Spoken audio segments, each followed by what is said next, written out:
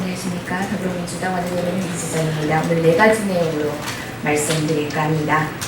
먼저 국감 상황입니다. 새누리당의 민생 국감 보이콧이 3일차에 이르고 있습니다.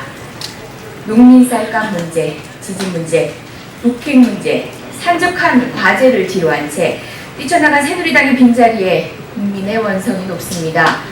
더불어민주당이 위원장인 상임위 위주로 진행된 국감에서는 정권 무능과 재단 게이트, 친박 실세 비리 게이트의 실상이 드러나는 소기의 성과를 거두면서 새누리당의 국감 보이콧은 김재수 장관 해임 건의안을 문제 삼는 것이 아니라 비리 의혹의 진실이 드러나는 것을 막으려는 의도라는 것을 거듭 확인하고 있습니다. 국정감사 권한은 국회의원이 자신의 판단으로 포기할 수 있는 권리가 아닙니다. 국민과 헌법이 명령한 엄정한 의무입니다. 새누리당은 대통령 지키는 국감 보이콧을 멈추고 민생 지키는 국감 현장으로 하루속히 돌아오기 바랍니다. 또한 박근혜 대통령은 국민이 결정한 김재수 장관 해임 건의안을 즉각 수용하여 더 이상의 논란이 계속되지 않도록 해야 할 것입니다. 다음은 최경환 의원 채용비리 사건에 대한 검찰의 재수사 관련 논평입니다.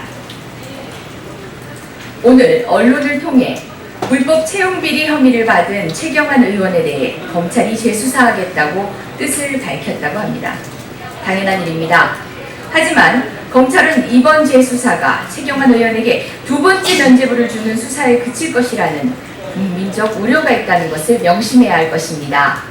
지난해 검찰은 최경환 의원이 채용을 청탁한 적 없다는 박철규 전 이사장의 진술만으로 그 진술만을 전적으로 신뢰하며 최경환 의원에 대한 수사는 사실상 이루어지지 않았습니다. 당시 최경환 의원에 대한 검찰 수사는 참고인 신분의 4쪽짜리 우편 진술서가 전부였습니다. 마술과도 같은 최경환 의원 말 한마디에 합격 자체가 불가능했던 사람이 수백, 수천 명의 청년 실업자의 눈물을 짓밟고 합격했습니다. 최경환 의원은 수사에 앞서 스스로 국민 앞에 소상히 먼저 밝히십시오.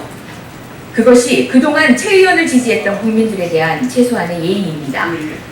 또한 검찰은 최 의원은 물론 정우택 새누리당 의원과 박승춘 보훈처장 등 중진공 채용비리에 연루된 의혹을 받고 있는 고위 인사들에 대한 철저한 수사를 통해 다시는 이런 일이 반복되지 않도록 해야 할 것입니다.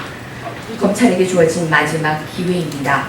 또다시 면죄부 수사로 전락한다면 기다리고 있는 것은 국민의 중요한 심판뿐입니다. 다음은 백남기 농민 분양과 관련한 경찰의 지침에 대한 입장입니다. 백남기 농민 사망 직후 경찰이 보여주는 행태가 도를 넘었습니다. 경찰은 법원의 압수수색 영장 기각에도 불구하고 연이은 영장 재청구로 부검에만 열을 올리고 있습니다.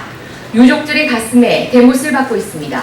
그러더니 지난 25일 경찰청 경비국장 명의로 전국 경찰관서 경비과장들에게 배포된 백남기 농민 사망에 따른 지역별 분향소 설치 등 대비 철저 공문에 따르면 지역별 공공장소에 분향소 설치 시도가 예상된다면서 그 대응 지침을 알리면서 예상되는 장소가 민간인 소유의 건물인 경우에도 경찰이 먼저 그 대응을 요청하라는 지침까지 포함되어 있습니다.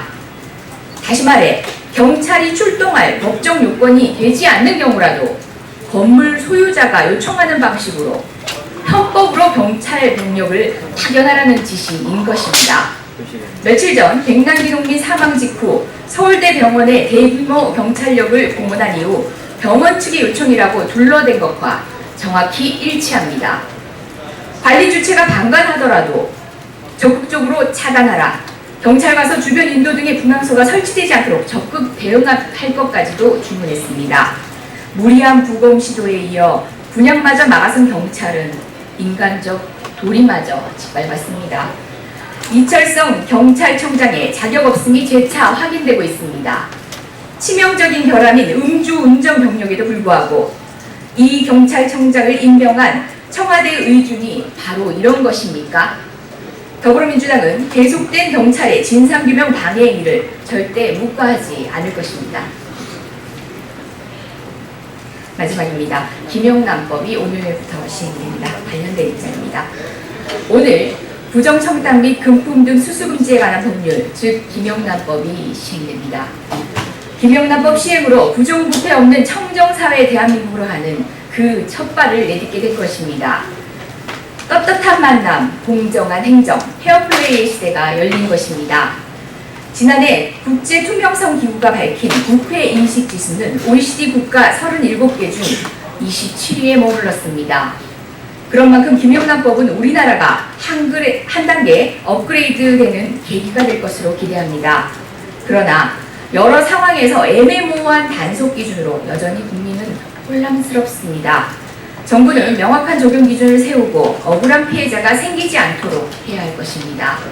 또한 농축산업 등 반사작용으로 피해가 예상되는 경제 분야에 대한 대책을 별도로 마련하여 소홀함이 없도록 해야 할 것입니다.